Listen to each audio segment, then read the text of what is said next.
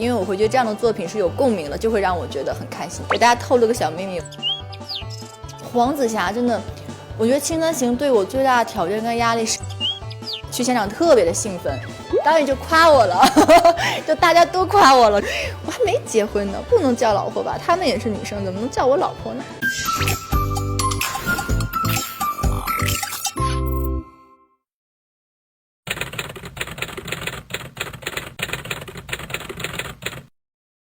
腾讯视频明媚专访的朋友们，大家好，我是杨紫。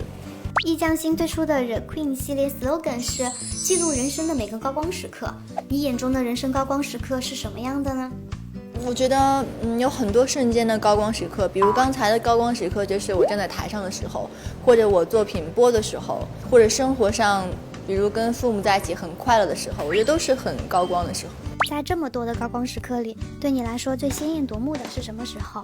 那可能就是在作品播的结束的最后一天，然后得到大家非常的喜爱，然后大家去评论它，就那一刻会觉得是非常非常高光的感觉。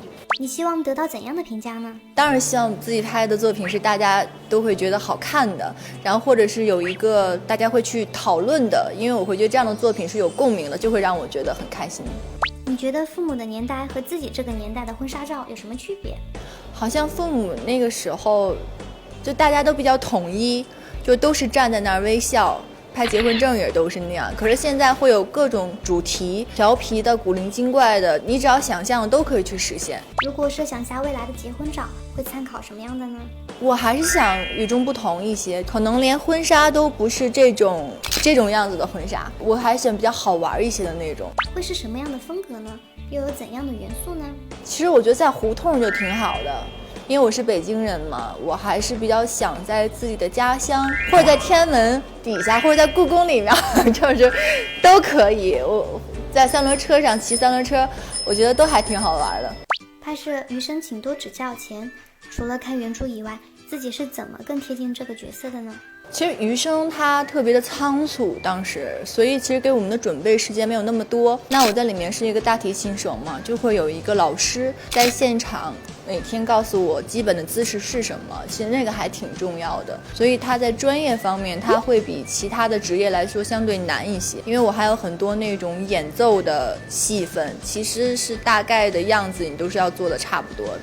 《青簪行》中塑造的角色黄子霞与你以往饰演过的古装角色有什么区别？黄子霞真的，我觉得《青簪行》对我最大的挑战跟压力是我进组前，我一看那个台词，因为我经常看我在结案的台词，是那一集全是我在说，然后皇上所有的大臣都坐在底下，是那种群戏，然后我在想，天哪，那如果那一天因为我老出错，那所有演员陪着我就会觉得很丢人。给大家透露个小秘密，我在进组前，大家在筹备的时候我就已经开始背词了。在疫情期间的40多天，我已经把所有大案子的词全部背完了，而且是那一集，从第一句词一直到最后一句词，我跟我经纪人或助理他们对别的人，我都全都记在我的脑子里了。所以当我去演那个结案的词的时候，我是那个去现场特别的兴奋，因为我期待导演夸赞我，因为我觉得我太熟了那些词。导演是什么反应呢？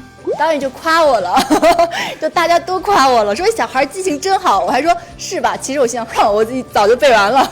可以分别用3个词介绍2部待播剧中所饰演的角色吗？我觉得林志孝是非常温婉、大方、古灵精怪，然后黄子霞是那种比较隐忍，还有智慧、成熟，其实这2个不太一样。林志孝更像无忧无虑，而黄子霞她一出来，其实就是一个身上背负着，很大的一个包袱的一个女生。演黄子霞的时候，我一直是往下压着演，就她不能太有光芒，因为我是演一个小太监。如果我要被大家知道我的身份，或我演得太聪明，我觉得在那个年代我是活不下去的，因为终极目标是为家里人复仇。但是林志孝不是，她就是一个很骄傲的一个小公主，我觉得这2种是完全不一样的。如果林志孝和黄子霞见面的话，你觉得谁会先开口打招呼？肯定是林志孝，因为黄子霞是一个，我觉得她是有社交恐惧症的人，她就永远不会太主动的跟人家聊很多。你觉得他们俩会成为好朋友吗？我认为会，因为2个都是很善良的人。最近单曲循环的歌曲是？单曲循环啊，我想想啊。